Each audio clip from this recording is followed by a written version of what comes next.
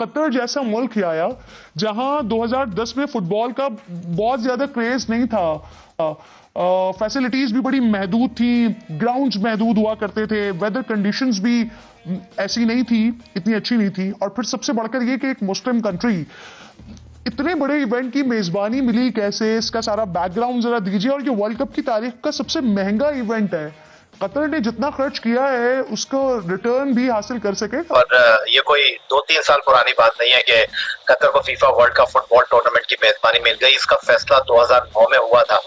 और दिलचस्प बात यह है कि सिर्फ कतर नहीं उस मुकाबले में शामिल था, बल्कि ऑस्ट्रेलिया, अमेरिका और कई जापान जैसे मुल्क जो थे वो इस मुकाबले में शरीक थे। और उस बिड में जो है वो कतर ने कामयाबी हासिल की और फीफा के एग्जीक्यूटिव काउंसिल ने कतर को 2022 वर्ल्ड कप की मेजबानी दी। और ये थी हमारे नुमाइंदे की खसूसी रिपोर्ट जो आपने सुनी। उम्मीद करते हैं इससे आपके इल्म में इजाफ़ा हुआ होगा। हमारे अब मज़ीद अपडेट हासिल करने के लिए हमसे जुड़े रहें। इंशाल्लाह आपको तमाम ऐसी अपडेट्स दी जाएंगी जो आपके इल्म और यकीन पर पूरा उतरेंगी। इसी के साथ अपने मेज़बान को इजाज़त दीजिएगा। अल्लाह ने के मान।